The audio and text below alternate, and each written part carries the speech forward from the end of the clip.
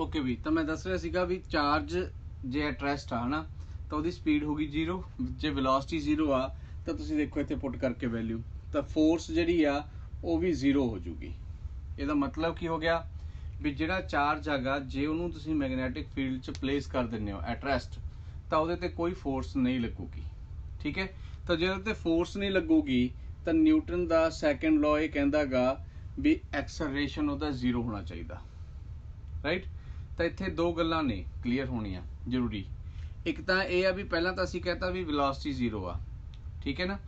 ਦੂਸਰੀ ਗੱਲ, ਜੇ ਉਹਦੇ ਤੇ ਫੋਰਸ 0 ਹੋਗੀ ਤਾਂ ਐਕਸਲਰੇਸ਼ਨ 0 ਹੋਊਗਾ। ਐਕਸਲਰੇਸ਼ਨ 0 ਹੋਣ ਦਾ ਮਤਲਬ ਤੁਹਾਡੇ ਸਾਹਮਣੇ ਕਲੀਅਰ ਹੋ ਗਿਆ ਵੀ ਨਾ ਤਾਂ ਉਹ ਸਲੋ ਹੋਵੇ ਨਾ ਉਹ ਫਾਸਟ ਹੋਵੇ।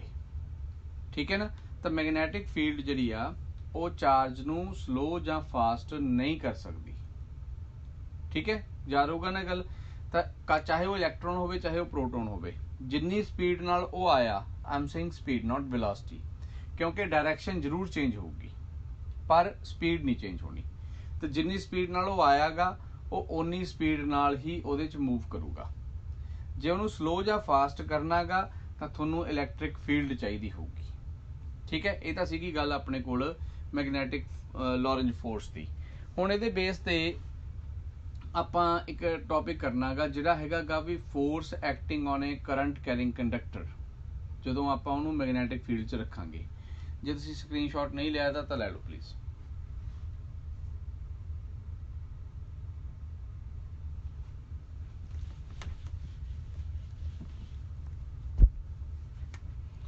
ਤਾਂ ਸਪੋਜ਼ ਕਰੋ ਆਪਣੇ ਕੋਲ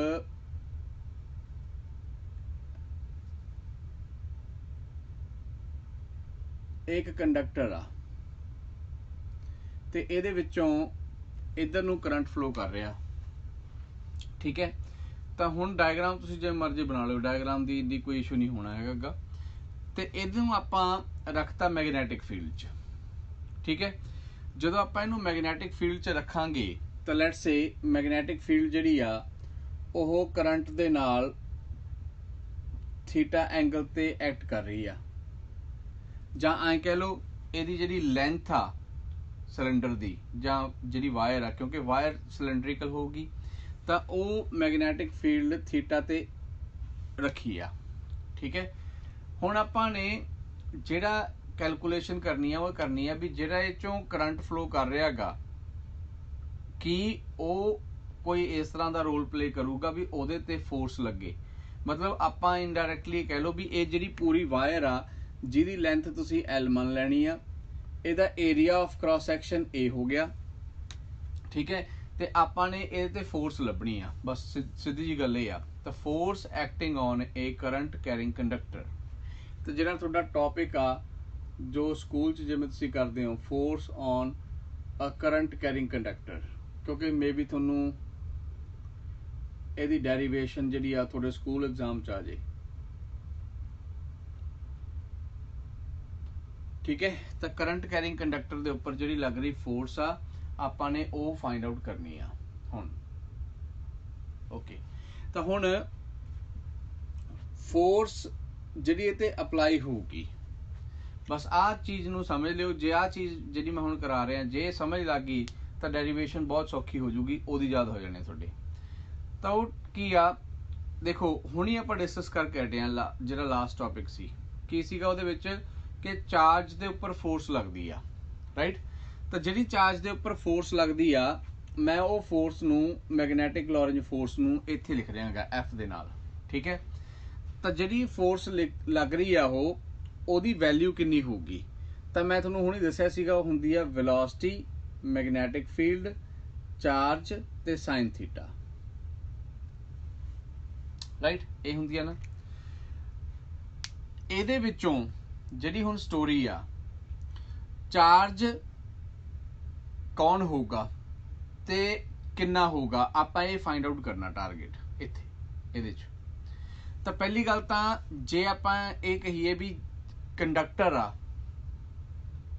ਦਿਖ ਨਹੀਂ ਰਿਹਾ, ਓਕੇ ਫੇਰ ਹਨਾ ਪ੍ਰੋਬਲਮ ਆ। ਓਕੇ, ਇਹ ਹੁਣ ਦਿਖ ਰਿਹਾ ਹੋਊਗਾ ਬੇਟੇ, ਹੁਣ ਦਿਖ ਰਿਹਾ ਹੈਗਾ ਇੱਧਰੋਂ।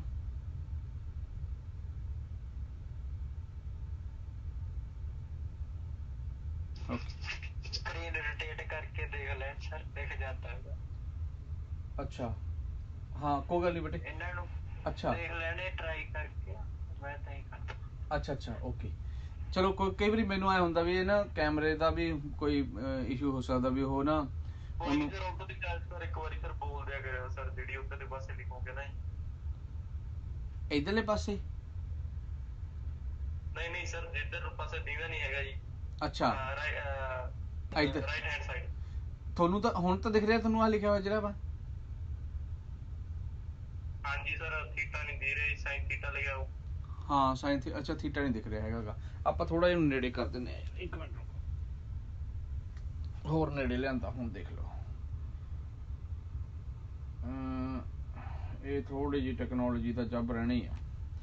ਮੈਨੂੰ ਦੱਸਿਆ ਸੀ ਗੂਗਲ ਨੇ ਤਾਂ ਹੀ ਬਣਾ ਲਿਆ ਉਹ ਹੈਗੀ ਆ $3000 ਦੀ ਆ ਸਾਰੀ ਸਿਸਟਮ ਟੋਟਲ, ਵਿੱਚ ਹੀ ਵੈਬ ਕੈਮ ਆ, ਵਿੱਚ ਹੀ ਮਾਈਕ ਆ, ਸਾਰਾ ਕੁਝ ਕਰਤਾ ਉਹਨਾਂ ਨੇ। ਸ਼ੁਰੂ ਕਰ ਰਿਹਾ ਅਪਲੋਡ ਆਪਣਾ ਸੇਲ ਕਰਨਾ ਹੁਣ। ਓਕੇ ਠੀਕ ਹੈ ਬੇਟੇ, ਕਲੀਅਰ ਹੈ ਬਿਲਕੁਲ। ਓਕੇ ਗੁੱਡ ਜੌਬ, ਕਲੀਅਰ ਹੈ ਸਰ, ਥੈਂਕ ਯੂ ਜੀ। ਓਕੇ ਤਾਂ ਹੁਣ ਆਪਾਂ ਨੇ ਮੈਂ ਤੁਹਾਨੂੰ ਦੱਸ ਰਿਹਾ ਸੀਗਾ ਵੀ ਜਿਹੜਾ ਵਾਇਰ ਆ ਜਿਹੜੀ, ਠੀਕ ਹੈ, ਵਾਇਰ ਦੇ ਵਿੱਚ ਕਰੰਟ ਕੌਣ ਫਲੋ ਕਰਾਉਂਦਾ ਗਾ?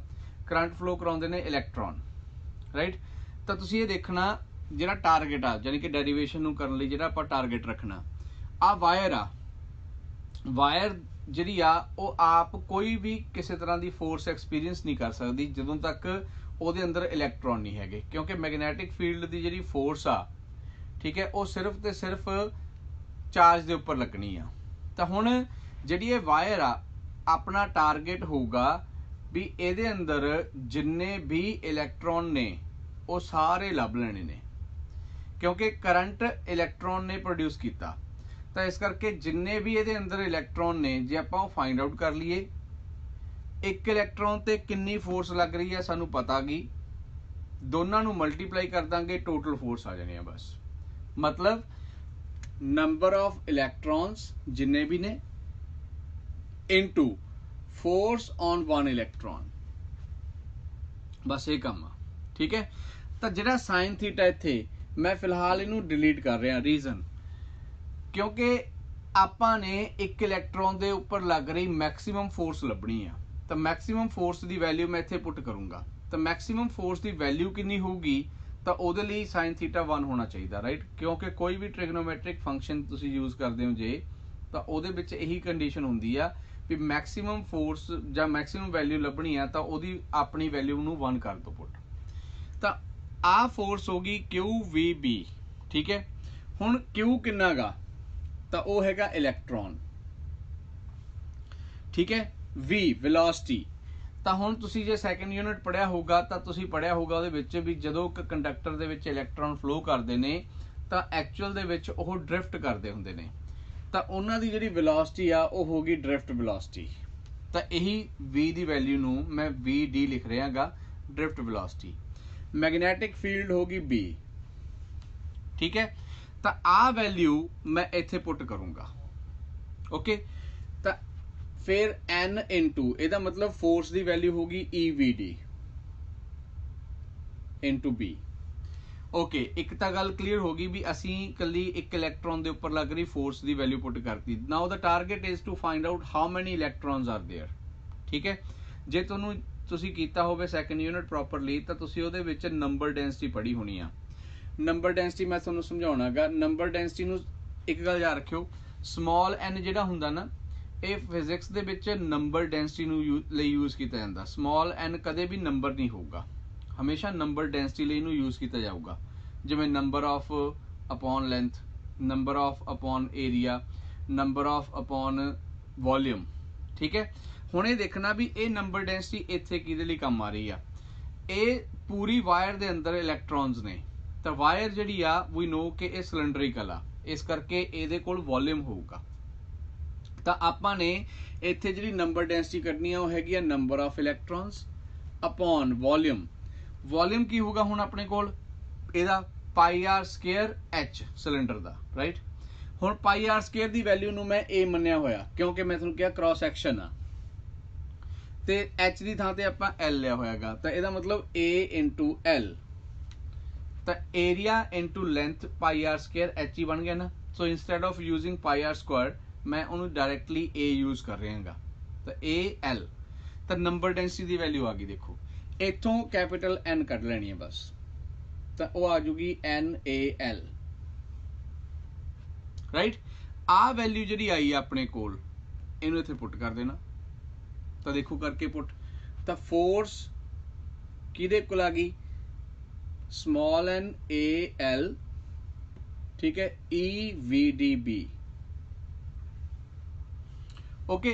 तो हुण तुसीं इत्थे एक छोटा जिहा काम जिहड़ा गा वो खुद कर लेना। वो की हैगा, जदों आ वैल्यू आ गई, हुण तुसीं ये देखो भी ये वैल्यू दे विचों drift velocity, number density, area, ये चीज़ां तुसीं पहलां किते देखियां होईयां ने।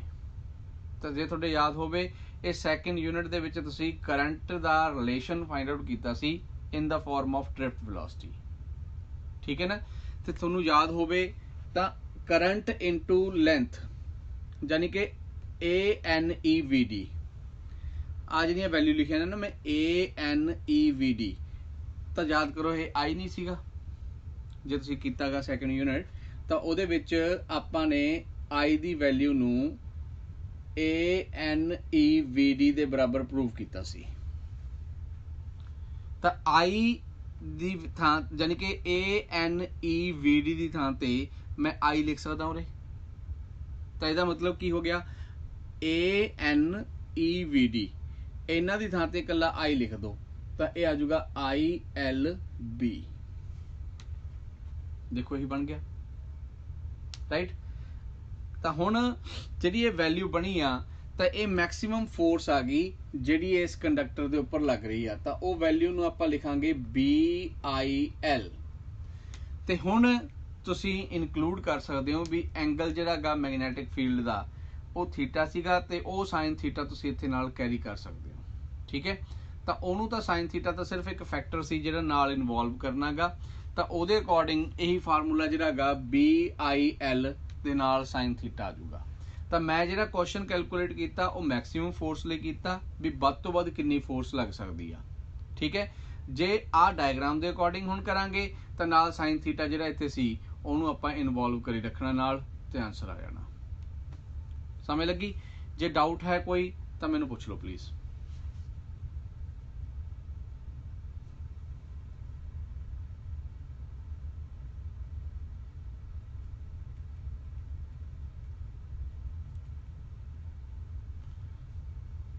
ओके, ਹੁਣ ਤੁਸੀਂ ਇਹ ਦੇਖੋ ਇੱਕ ਗੱਲ ਹੋਰ ਇੱਥੇ ਨੋਟ ਕਰਨ ਵਾਲੀ ਹੈ, ਦੁਬਾਰਾ ਸੁਣ ਲਓ। ਤੁਸੀਂ ਹੁਣ ਜਦੋਂ ਪਰਸੋਂ ਨੂੰ ਪੇਪਰ ਦੇਣ ਜਾਣਾ, ਪਰਸੋਂ ਹੀ ਹੋਊਗਾ ਤੁਹਾਡੇ, ਹਨਾ। ਪੇਪਰ ਦੇਣ ਤੋਂ ਪਹਿਲਾਂ ਤੁਸੀਂ ਆਪ ਸੋਚੋ ਡੈਰੀਵੇਸ਼ਨ ਇੰਨੀਆਂ ਤਾਂ ਹੋਣੀਆਂ ਨਹੀਂ ਗੀਆਂ, ਤਾਂ ਹੁਣ ਆਹ ਡੈਰੀਵੇਸ਼ਨ ਨੂੰ ਯਾਦ ਕਿਵੇਂ ਰੱਖਣਾਗਾ ਤੁਸੀਂ। ਤੇ ਇਹਨੂੰ ਯਾਦ ਰੱਖਣ ਲਈ ਤੁਸੀਂ ਟਾਰਗੇਟ ਰੱਖਣਾ ਵੀ ਟੋਟਲ ਫੋਰਸ ਜਿਹੜੀ ਆ that is equal to number of electrons into force on 1 electron. Okay, force on 1 electron ਕਿੰਨੀ ਹੁੰਦੀ ਆ, ਤਾਂ ਉਹਦੇ ਲਈ ਤੁਸੀਂ ਲੌਰੈਂਜ ਫੋਰਸ ਨੂੰ ਯਾਦ ਰੱਖ ਲਓ, ਕਿਊ ਵੀ ਬੀ ਸਾइन ਥੀਟਾ, ਬਸ, ਠੀਕ ਹੈ। ਆ ਵੈਲਿਊ ਆ ਪੁੱਟ ਕਰ ਦਾਂਗੇ। ਤੀਜੀ ਗੱਲ ਕੀ ਯਾਦ ਰੱਖਣੀ ਹੈ ਡੈਰੀਵੇਸ਼ਨ ਲਈ, ਜਿਹੜਾ ਕੈਪੀਟਲ ਐਨ ਆ ਉਹਨੂੰ ਨੰਬਰ ਡੈਂਸਿਟੀ ਦੇ ਨਾਲ ਰਿਲੇਟ ਕਰਨਾ ਬਸ। ਜੇ ਤੁਸੀਂ ਆ 3 ਸਟੈਪ ਯਾਦ ਰੱਖ ਲਏ ਡੈਰੀਵੇਸ਼ਨ ਲਈ, 3 ਸਟੈਪ, ਤਾਂ ਤੁਹਾਡੀ ਡੈਰੀਵੇਸ਼ਨ ਤੁਸੀਂ ਭੁੱਲੋਗੇ ਨਹੀਂ, ਠੀਕ ਹੈ ਨਾ। तो डेरीवेशन नूं जे हुण तुसीं 3 स्टैप ने जिहड़े इन्हां नूं तुसीं नोट करके एक बार लिख लिया भी आ चीज़ करनी है, फिर आ करनी है, फिर आ करनी है, नहीं भुल्लोगे, ठीक है। तो जे हुण कोई मतलब कुकिंग करते आ, राइट, तो जो कुकिंग करते हैं तो हुण उन्हां नूं पता हुंदा भी पहलां आ पाउणा, फिर आ पाउणा, फिर आ पाउणा, फिर आ पाउणा। जो पहली बारी कुकिंग शुरू करता कोई बंदा तो मे बी वो पहली बारी नोट कर ले उन्हां नूं, पर जो बार बार उन्होंने करूगा 2 बार 3 बार 4 बार, तो उन्होंने हर बार ये नहीं नोट करना पैना भी हुण की पाउणा, हुण की पाउणा, राइट। जदों आपां सब्जी बनाउने आ, तुसीं तां कदे बनाई नहीं होनी सब्जी, ठीक है। तो जिहड़े जदों आपां कुकिंग करते हैं मतलब, तो उवें आपां जिवें याद हमेशा याद रह जांदा भी पहलां, ठीक है, तड़का बनाउणा गा, फिर उह 'च सब्जियां पाउणियां, मसाला फिर पाउणा पहलां, फिर सब्जियां पाउणियां ने, उवें ही इहदे विच भी यही है। जे तुहानूं स्टैप हमेशा डेरीवेशन का समझ लग गई, स्टैप दे विच कन्वर्ट कर लिया करो, मैं तुहानूं हैल्प कर दिया करूँगा। तो अगला करिए हुण क्वेश्चन शुरू नैक्सट, जे ओके है।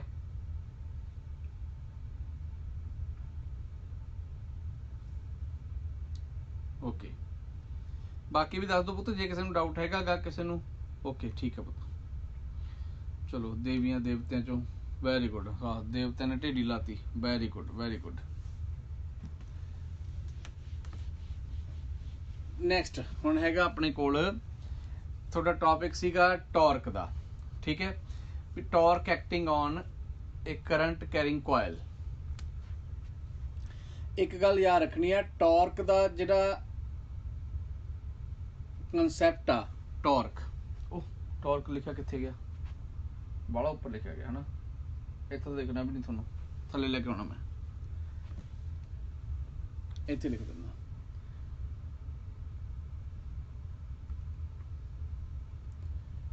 टॉर्क का जिहड़ा फार्मूला है ना वो दो फैक्टर के उपर डिपेंड करता, एक तो जिहड़ी लग रही फोर्स हुंदी आ, एक परपेंडिकुलर डिस्टेंस।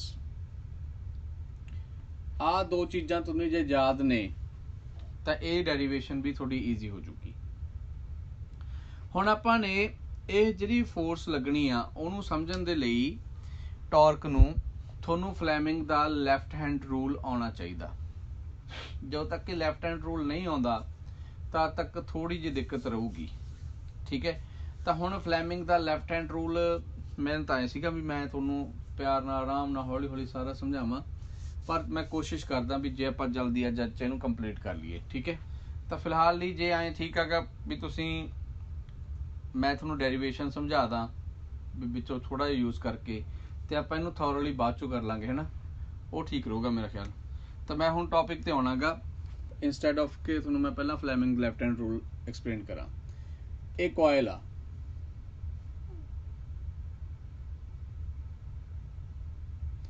ठीक है, जिहड़ी ये कॉयल आ गई अपने कोल,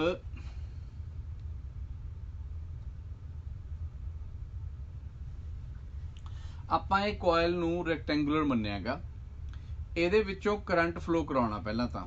ਹੁਣ करंट फ्लो कराउण ਦੇ ਲਈ ਦੋ ਡਾਇਰੈਕਸ਼ਨ ਹੋ ਸਕਦੀਆਂ ਨੇ, ਕਲੌਕਵਾਈਜ਼ ਕਰਾ ਲਓ ਜਾਂ ਐਂਟੀ ਕਲੌਕਵਾਈਜ਼ ਕਰਾ ਲਓ, ਠੀਕ ਹੈ। ਤੁਸੀਂ ਇਹ ਗੱਲ ਦਾ ਖਿਆਲ ਰੱਖਣਾ, ਮੈਂ ਤੁਹਾਨੂੰ ਥੋੜੀ ਜਿਹੀ ਗੱਲ ਇੱਥੇ ਸਮਝਾਉਣਾਗਾ, ਤੁਸੀਂ ਇਹ ਗੱਲ ਦਾ ਖਿਆਲ ਰੱਖਣਾ ਵੀ ਜਿਹੜੀ ਆਹ ਸਾਈਡ ਆ ਤੁਸੀਂ ਇਹਨੂੰ ਰੱਖ ਲਓ, ਮੰਨ ਲਓ ਆਪਣੇ ਕੋਲ P, ਠੀਕ ਹੈ, ਇਹ Q ਹੋ ਗਈ, ਇਹ ਹੋ ਗਈ R, ਇਹ ਹੋ ਗਈ S। ਤਾਂ ਤੁਸੀਂ ਜਦੋਂ ਹੁਣ ਇਹਨੂੰ ਡਾਇਗਰਾਮ ਬਣਾਉਣੀ ਆ, ਇਹਦੇ 'ਚ ਨਾ ਡਾਇਰੈਕਸ਼ਨ ਬਹੁਤ ਜ਼ਰੂਰੀ ਹੁੰਦੀ ਆ, ਕਿਉਂਕਿ ਮੈਂ ਹੁਣ ਤੁਹਾਨੂੰ ਰੂਲ ਸਮਝਾ ਨਹੀਂ ਰਿਹਾ ਹੁਣ ਪ੍ਰੋਪਰਲੀ, ਤਾਂ ਇਸ ਕਰਕੇ ਮੈਂ ਥੋੜਾ ਜਿਹਾ ਤੁਹਾਨੂੰ ਹਿੰਟ ਦਊਂਗਾ ਵੀ ਤਾਂ ਕਿ ਤੁਹਾਨੂੰ ਡਾਇਗਰਾਮ ਸਹੀ ਬਣ ਜੇ ਤੁਹਾਡੀ, ਵੀ ਕਰੰਟ ਕਿੱਧਰ ਨੂੰ ਡਰਾ ਕਰਨਾ। ਜਿਹੜੀ ਆਹ ਸਾਈਡ ਆ PS, ਇਹ ਬਾਹਰ ਨੂੰ ਆਉਣੀ ਚਾਹੀਦੀ ਆ ਫੋਰਸ, ਤੇ ਜਿਹੜੀ QR ਆ ਉਹ ਅੰਦਰ ਨੂੰ ਜਾਣੀ ਚਾਹੀਦੀ ਆ। ਤਾਂ ਮਤਲਬ ਇਹ ਐਂ ਹੋਣਾ ਚਾਹੀਦਾ, ਠੀਕ ਹੈ, क्योंकि ਐਂ घूमनी चाहिए है कॉयल डायग्राम दे विच, जो डायग्राम तुसीं बनाउणी आ। PS दे उपर फोर्स इधर नूं लगूगी, ठीक है, QR दे उपर फोर्स जिहड़ी आ वो अंदर नूं लगूगी। गल समझ गए पहला। तो जिहड़ियां दो फोर्स ने, हुण तुसीं जदों परसों दा पेपर करना उहदे लई तुसीं ये दोनों फोर्स नूं ऐं याद रखना भी इधर जिहड़ी फोर्स लग रही आ वो ऐं होगी, ते जिहड़ी इस एंड ते फोर्स लग रही आ वो अंदर नूं होगी, ठीक है। ओके, मैगनैटिक फील्ड किधर नूं आ, मैगनैटिक फील्ड तुसीं इधर नूं मननी आ, राइट साइड नूं, ठीक है। हुण जदों आ दो चीज़ां तुसीं मन लियां, मैं तुहानूं क्रैम नहीं करा रहा, रट्टा नहीं लवा रहा, मैं तुहानूं हुण समझाऊंगा भी ये करंट किवें फाइंड आउट करना। हुण जिहड़ी तां आ फोर्स आ, फोर्स जदों हुण तुसीं बैठे हो, तुहाडे कोल डायग्राम भी ऐं दिख रही होनी है ना, लैफ्ट इधर PS थोड़े लिए लैफ्ट दिख रही है थोनू, मैंने इन्ना दस दो पुत, क्योंकि मैं फिर ना थोनू उस हिसाब नाल डायग्राम दी डायरैक्शन समझाऊंगा। थोनू आ PS दी हाँ डायरैक्शन लैफ्ट दिख रही है।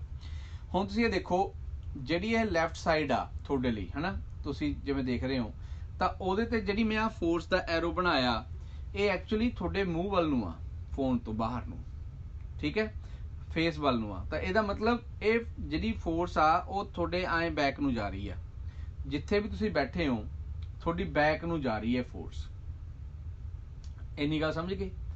जदों हुण बैक नूं जा रही है फोर्स, तां अपना थंब जिहड़ा गा, थंब, ठीक है, इहनूं बैक नूं कर लो, करना पैना तां ही तुहानूं समझ आऊगी इस चीज़ नूं, बैक नूं कर लो, कर लिया। लैफ्ट हैंड करना नाले, राइट नहीं, लैफ्ट हैंड बैक नूं कर लेना है, ਹੁਣ ਜੋ ਥੰਬ ਲੈਫਟ ਹੈਂਡ ਦਾ ਬੈਕ ਨੂੰ ਹੋ ਗਿਆ, ਠੀਕ ਹੈ, ਆਪਾਂ ਨੇ ਆ ਜਿਹੜੀ ਫਸਟ ਫਿੰਗਰ ਆ, ਠੀਕ ਹੈ, ਇੰਡੈਕਸ ਫਿੰਗਰ, ਹੁਣ ਇਹਨੂੰ ਆਪਾਂ ਨੇ ਮੂਵ ਕਰਾਉਣਾ, ਇਹਨੂੰ ਘੁਮਾਉਣਾ ਆਪਾਂ ਨੇ। ਓਕੇ, ਹੁਣ ਇਹਨੂੰ ਕਿੱਧਰ ਨੂੰ ਘੁਮਾਵਾਂ ਮੈਂ? ਇਹਨੂੰ ਘੁਮਾਉਣਾਗਾ ਤੁਸੀਂ ਦੇਖ ਰਹੇ ਹੋ ਤੁਹਾਡੇ ਲੈਫਟ ਤੇ ਆ। ਓਕੇ, ਬੈਕ ਨੂੰ ਹੋ ਗਿਆ। ਇੱਕ ਮਿੰਟ ਰੁਕੋ, ਮੈਂ ਤੁਹਾਡੇ ਅਕੋਰਡਿੰਗ ਸਾਰਾ ਸਮਝਾਦਾ। ਤੁਹਾਨੂੰ ਦਿਖ ਰਹੀ ਹੈ ਡਾਇਗਰਾਮ ਆਏ? ਓਕੇ, ਠੀਕ ਹੈ। ਹਾਂ, ਤੁਸੀਂ ਹੁਣ ਕਿਵੇਂ ਕਰਨਾ, ਤੁਸੀਂ ਆਪਣਾ ਜਿਹੜਾ ਆ ਥੰਮ ਆ ਤਾਂ ਇੱਧਰ ਨੂੰ ਹੋ ਗਿਆ, ਜਿਹੜੀ ਆ ਫਿੰਗਰ ਆ, ਠੀਕ ਹੈ, ਤੁਸੀਂ ਉਹ ਕਰ ਲੈਣੀ ਆ ਇੱਧਰ ਨੂੰ। ਤੁਸੀਂ ਆ ਹੁਣ ਦੇਖ ਲਓ ਕਿਵੇਂ ਕੀਤੀ ਹੈ ਮੈਂ, ਯਾਨੀ ਕਿ ਐਂ ਕਰ ਲੈਣੀ ਆ, ਇਹ ਐਂ ਇਸ ਤਰ੍ਹਾਂ। ਦੇਖੋ ਥੰਮ ਇੱਧਰ ਨੂੰ ਆ, ਠੀਕ ਹੈ, ਪਿੱਛੇ ਨੂੰ ਆ ਥੰਮ ਹਜੇ ਵੀ, ਤੇ ਆ ਫਿੰਗਰ ਜਿਹੜੀ ਆ ਉਹ ਇੱਧਰ ਨੂੰ ਆ, ਫਸਟ ਫਿੰਗਰ। ਤਾਂ ਆ ਫਿੰਗਰ ਜਿਹੜੀ ਆ ਐਰੋ ਦੇ ਅਕੋਰਡਿੰਗ ਕਰ ਲਓ। ਦੋ ਚੀਜ਼ਾਂ, ਥੋੜਾ ਜਿਹਾ ਤੁਹਾਨੂੰ ਟਾਈਮ ਲੱਗੂਗਾ ਪਰ ਜ਼ਰੂਰ ਕਰੋ ਇਹਨੂੰ। ਐਂ ਹੋ ਗਿਆ? ਐਂ ਬੈਠੇ ਹੋ ਨਾ ਹੁਣ ਤੁਸੀਂ? ਇੱਕ ਹੱਥ ਨਾਲ ਦੱਸਿਓ ਵੀ ਯੈਸ ਐਂ ਬੈਠੇ ਅਸੀਂ।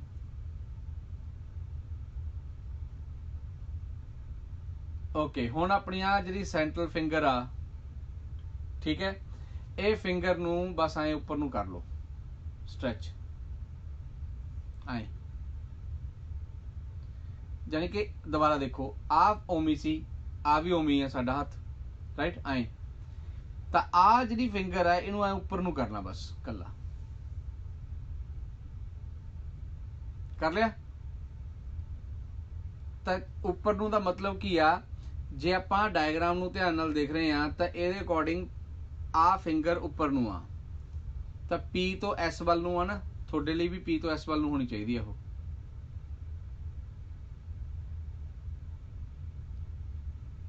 ਠੀਕ ਹੈ। ਤਾਂ P ਤੋਂ S ਵੱਲ ਨੂੰ ਜਿਹੜੀ ਸੈਂਟਰਲ ਫਿੰਗਰ ਆ ਇਹ P ਤੋਂ S ਵੱਲ ਨੂੰ ਹੋਣੀ ਚਾਹੀਦੀ ਆ। ਤਾਂ ਜੇ ਇਹ P ਤੋਂ S ਵੱਲ ਨੂੰ ਆ ਤਾਂ ਤੁਸੀਂ ਐਂ ਦੇਖਣਾ ਵੀ ਕਰੰਟ P ਤੋਂ S ਵੱਲ ਨੂੰ ਹੋਊਗਾ, ਉੱਪਰ ਨੂੰ।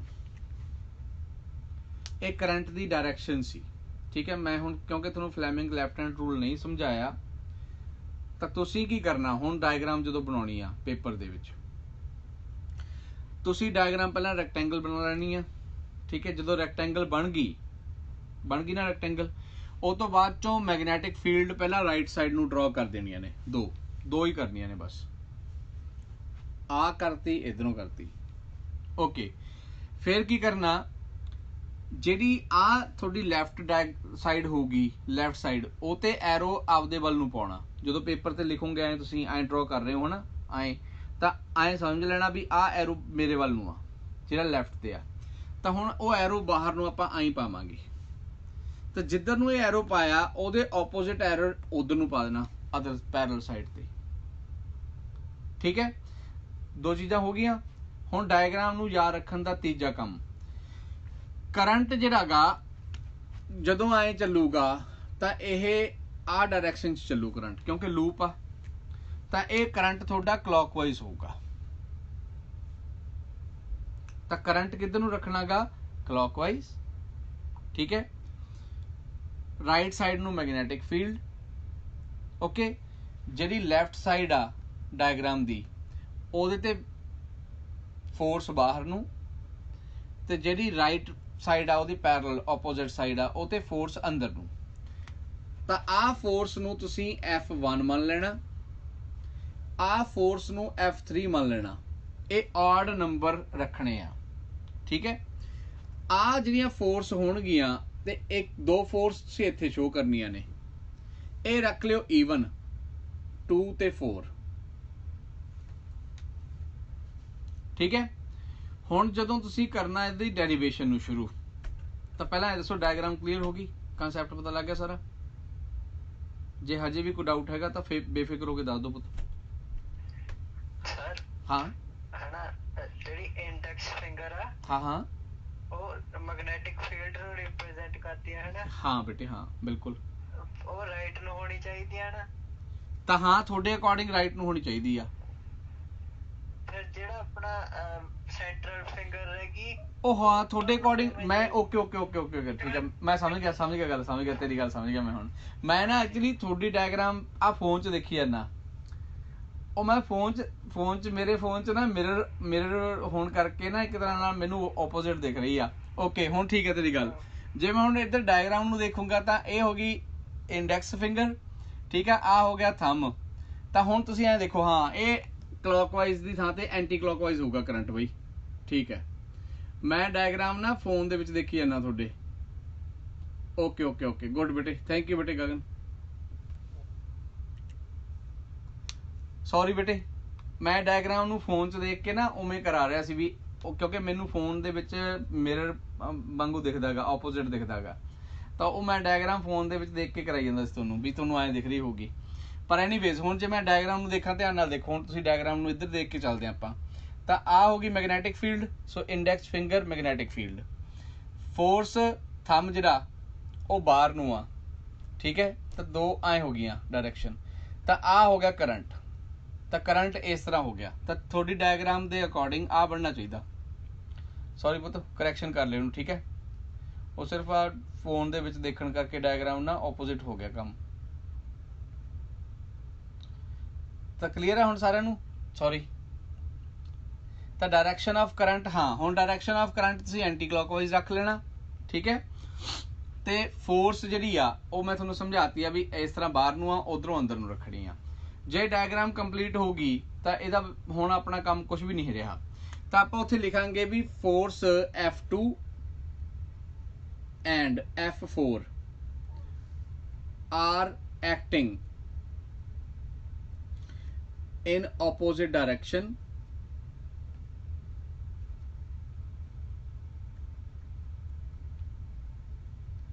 and are equal ਹੁਣ ਇਹ ਇਕੁਅਲ ਕਿਉਂ ਨੇ ਠੀਕ ਹੈ ਇਕੁਅਲ ਕਿਉਂ ਨੇ ਗੀਆਂ ਇਹ ਫੋਰਸਸ ਕਿਉਂਕਿ ਦੇਖੋ F2 ਤੇ F4 ਹੁਣ ਮੈਂ ਫੋਰਸ ਦਾ ਜਿਹੜਾ ਫਾਰਮੂਲਾ ਗਾ ਉਹ ਪਹਿਲਾਂ ਲਿਖਦਾ ਇੱਥੇ ਜਿਹੜਾ ਆਪਾਂ ਹੁਣੇ ਕੀਤਾ ਸੀ BIL sin θ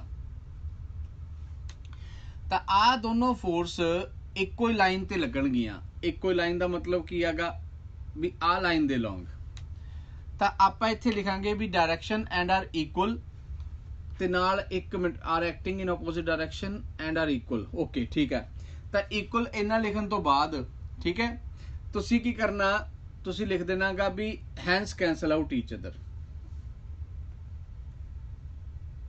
ਠੀਕ ਹੈ ਕੈਂਸਲ ਆਊਟ ਈਚ ਅਦਰ ਹੁਣ ਇਹ ਇਕੁਅਲ ਕਿਵੇਂ ਹੋਈਆਂ ਆਪਾਂ ਉਹਦੇ ਬਾਰੇ ਗੱਲ ਕਰ ਲਈਏ ਮੈਗਨੈਟਿਕ ਫੀਲਡ ਸੇਮ ਆ ਦੋਨਾਂ ਦੇ ਉੱਪਰ ਕਰੰਟ ਸੇਮ ਆ L ਦੀ ਗੱਲ ਕਰਦੇ ਹਾਂ ਹੁਣ ਲੈਂਥ ਤਾਂ ਇਹਨਾਂ ਦੀ ਜਿਹੜੀ ਆ ਸਾਈਡ ਆ ਵਾਲੀ ਸਾਈਡ ਠੀਕ ਹੈ PQ ਨੂੰ ਮੈਂ ਇੱਥੇ ਇਹਦੀ ਬ੍ਰੈਡਥ ਮੰਨ ਲੈਣਾ ਰੈਕਟੈਂਗਲ ਦੀ PS ਨੂੰ ਆਪਾਂ L ਮੰਨ ਲੈਂਦੇ ਆ ਲੈਂਥ ਠੀਕ ਹੈ ਆ ਲੈਂਥ ਹੋ ਗਈ ਆ ਬ੍ਰੈਡਥ ਹੋ ਗਈ ਠੀਕ ਹੈ ਤਾਂ ਹੁਣ PQ ਦੇਖੋ ਜਿੰਨਾ PQ ਆ ਉਨਾ ਹੀ RS ਹੋਊਗਾ ਤਾਂ ਇਸ ਕਰਕੇ ਸਾਈਡਾਂ ਸੇਮ ਹੋ ਗਈਆਂ ਠੀਕ ਹੈ ਕਰੰਟ ਸੇਮ ਹੋ ਗਿਆ ਮੈਗਨੈਟਿਕ ਫੀਲਡ ਸੇਮ ਹੋ ਗਈ ਤਾਂ ਇਹ ਦੋਨੋਂ ਇੱਕੋ ਹੀ ਲਾਈਨ ਤੇ ਲੱਗਣ ਕਰਕੇ ਕਿਉਂਕਿ ਇੱਕੋ ਹੀ ਲਾਈਨ ਦੇ ਅਲੋਂਗ ਲੱਗਣਗੀਆਂ ਫੋਰਸਸ ਤਾਂ ਇਸ ਕਰਕੇ ਇਹ ਇੱਕ ਦੂਜੇ ਨਾਲ ਕੈਂਸਲ ਹੋ ਗਈਆਂ ਇਹਦੀ ਐਗਜ਼ਾਮਪਲ ਤੁਸੀਂ 1 ਮਿੰਟ ਲਈ ਸਮਝ ਲਓ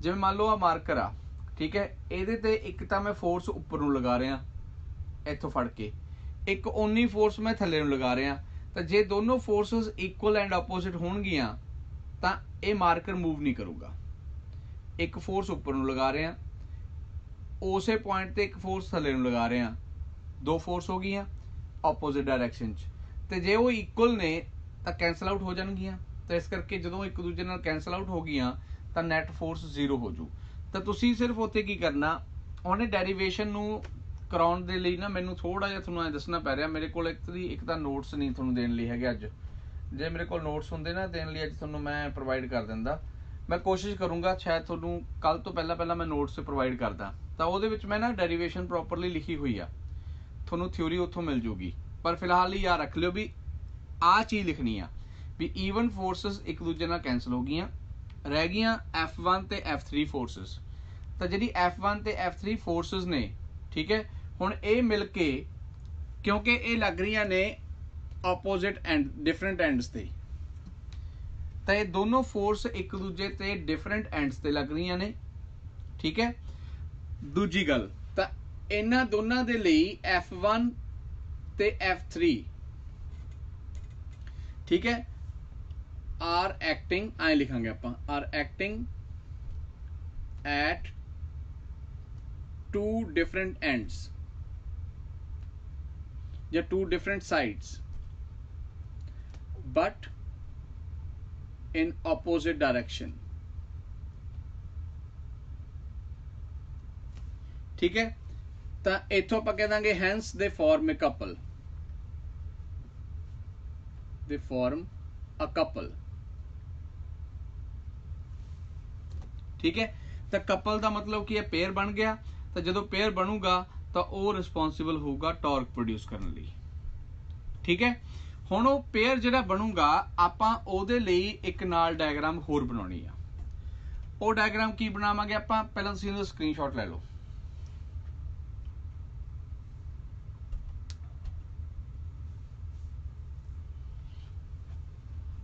ओके, तो मैं हुण आई रेज करन लग्या, ठीक है, इधरली साइड नूं, ते इत्थे मैं डायग्राम बनाउणा हो।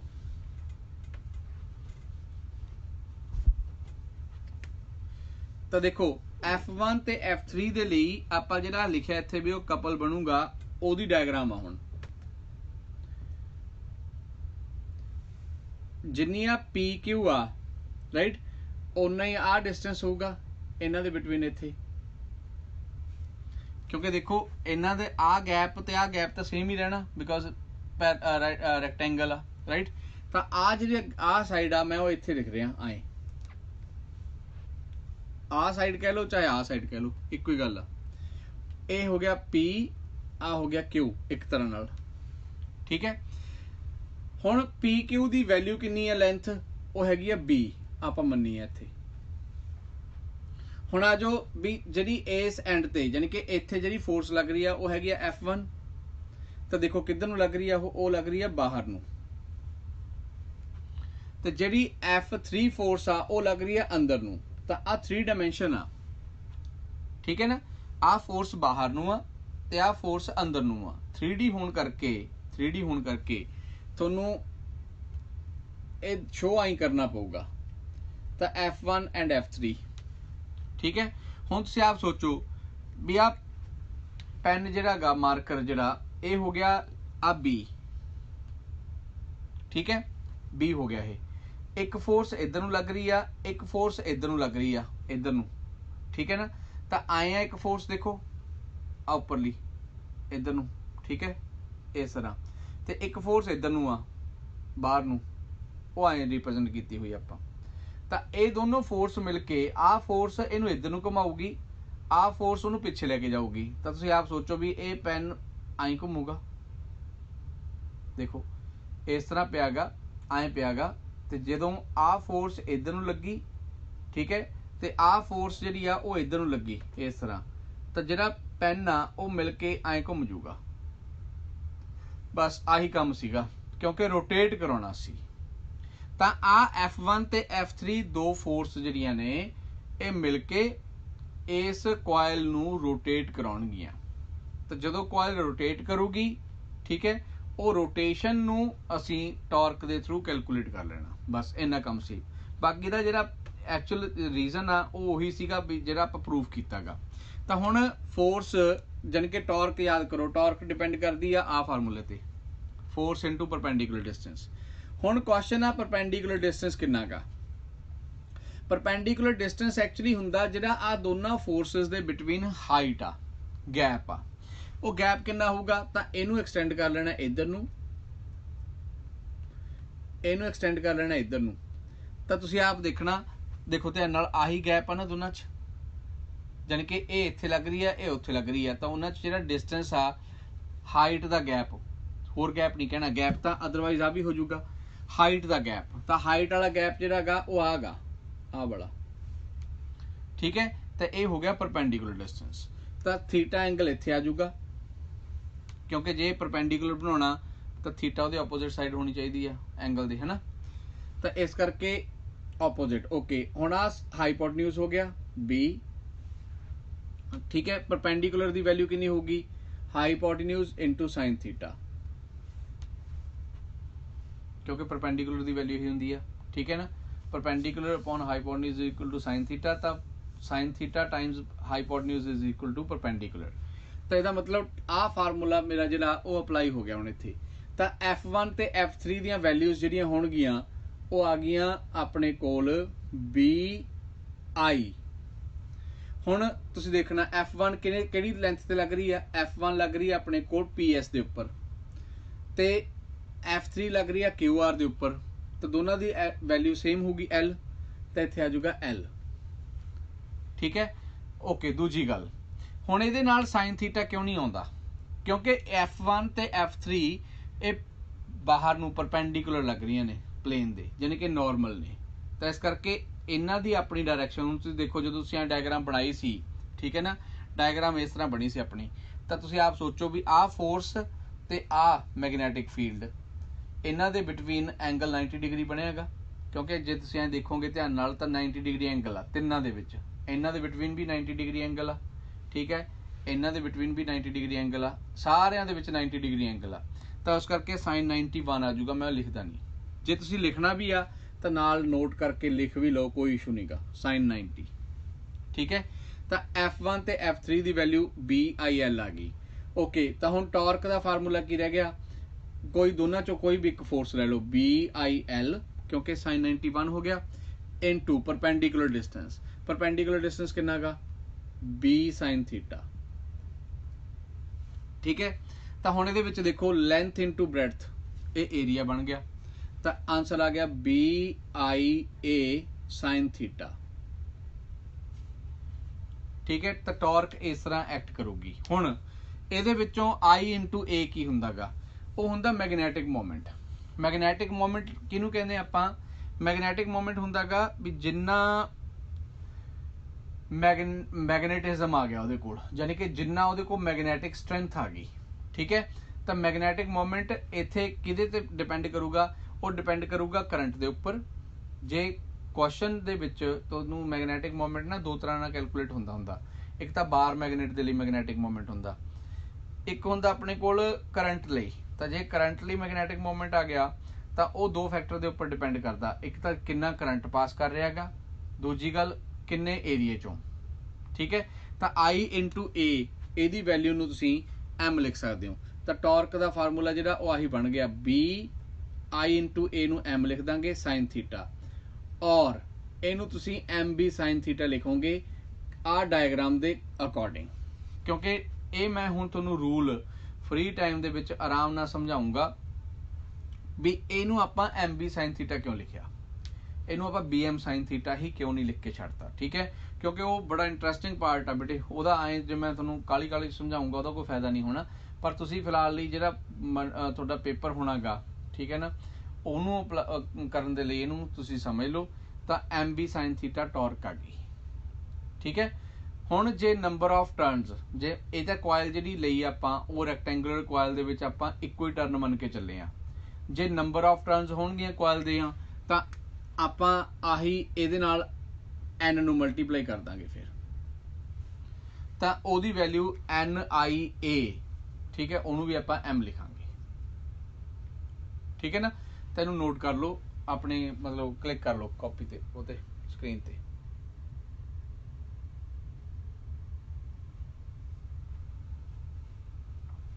ओके समझ लग्या टॉपिक ये, कोई डाउट हो तो मैंने पूछ लो। हुण मैं इधर खड़ांगा, जे डाउट हैगा तुहानूं लग रहा कोई चीज़ से, ओके ठीक है।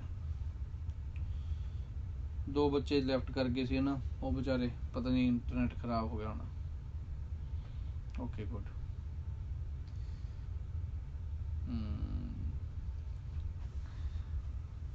करन ते को गुड़िया, चलो मैं हुण डिलीट कर दें इत्थों, इरेज करके देखते हैं आपां होर अगला टॉपिक की सीगा।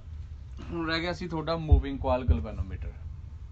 मूविंग कॉइल गैल्वेनोमीटर भी अपनी स्टोरी जिहड़ी आ ओही आ, मूविंग कॉइल गैल्वेनोमीटर दी वो इसे प्रिंसीपल ते काम करदा।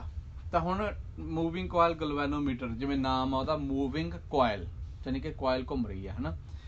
गलवैनोमीटर का काम की हुंदा?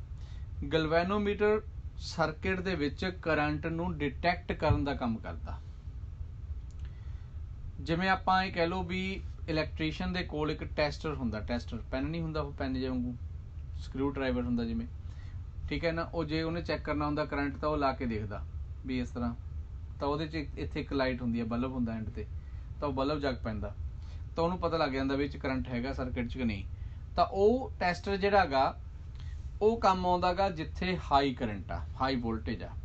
पर जिहड़ा मूविंग कॉयल गलवैनोमीटर आ ये काम आउंदा गा जिथे करंट जिहड़ा गा माइक्रो एंपीयर च होवे, मिली एंपीयर च होवे, बहुत छोटा करंट।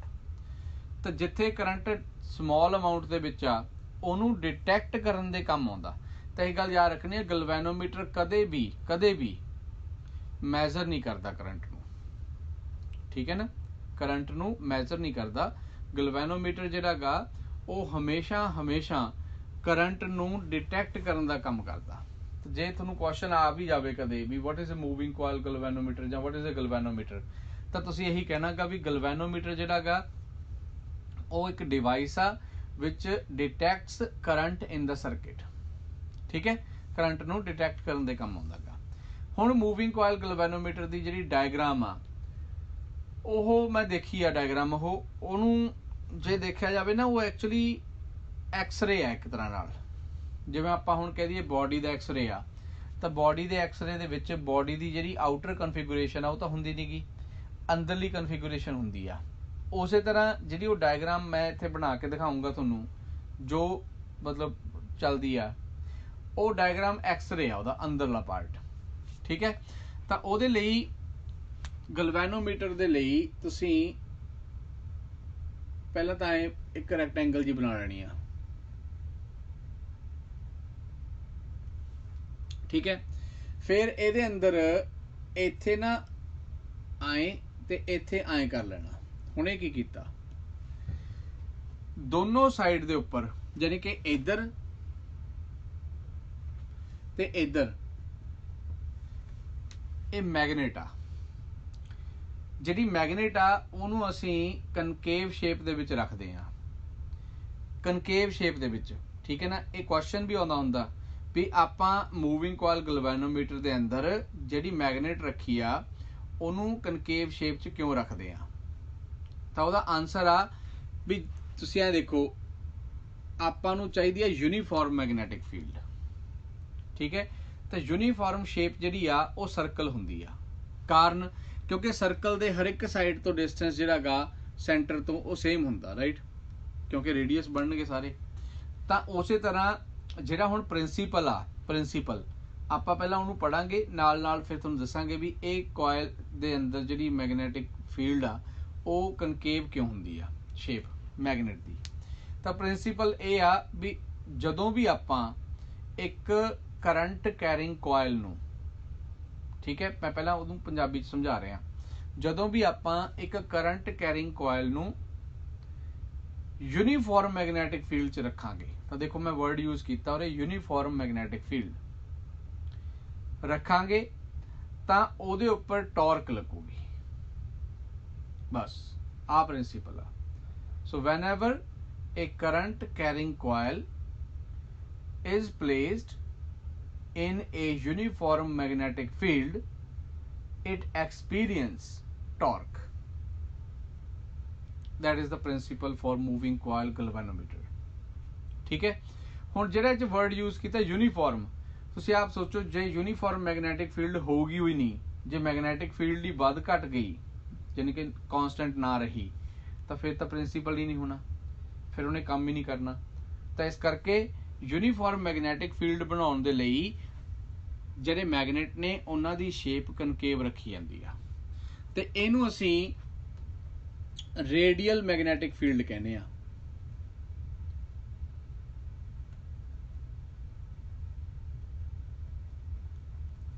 ठीक है, रेडियल मैगनेटिक फील्ड।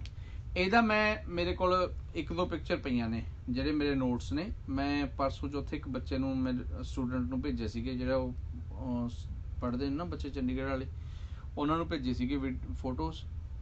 ਤੇ ਉਹ ਮੇਰੇ ਕੋਲ ਹੈਗਾ, ਮੈਂ ਤੁਹਾਨੂੰ ਇਹਦਾ ਭੇਜੂੰਗਾ ਵੀ ਆਹ ਕੁਐਸਚਨ ਜਿਹੜਾ ਮੈਂ ਤੁਹਾਨੂੰ ਬੋਲਿਆ ਉਹਦਾ ਆਨਸਰ ਕੀ ਹੈਗਾ, ਉਹ ਹੈਗਾ ਉਹ 'ਚ। ਤਾਂ ਰੇਡੀਅਲ ਮੈਗਨੈਟਿਕ ਫੀਲਡ ਪ੍ਰੋਡਿਊਸ ਕਰਨ ਲਈ ਅਸੀਂ ਕਨਕੇਵ ਸ਼ੇਪ ਦੀਆਂ ਮੈਗਨੇਟ ਯੂਜ਼ ਕਰਦੇ ਹਾਂ। ਠੀਕ ਹੈ, ਗੱਲ ਕਲੀਅਰ ਹੋ ਗਈ। ਹੁਣ ਇਹਦੇ ਅੰਦਰ ਇੱਥੇ ਸਸਪੈਂਡ ਕੀਤੀ ਹੁੰਦੀ ਹੈ ਇੱਕ ਕੋਇਲ।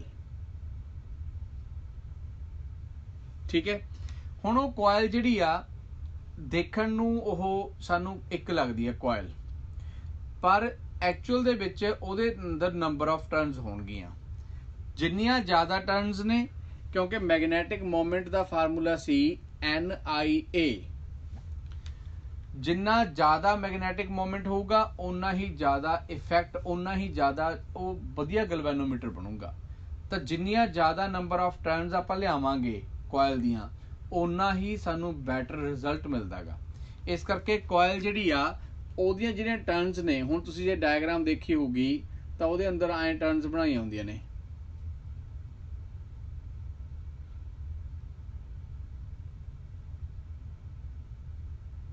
ਠੀਕ ਹੈ, ਇੱਥੇ ਲੱਗਿਆ ਹੁੰਦਾ ਗਾ ਸਪਰਿੰਗ।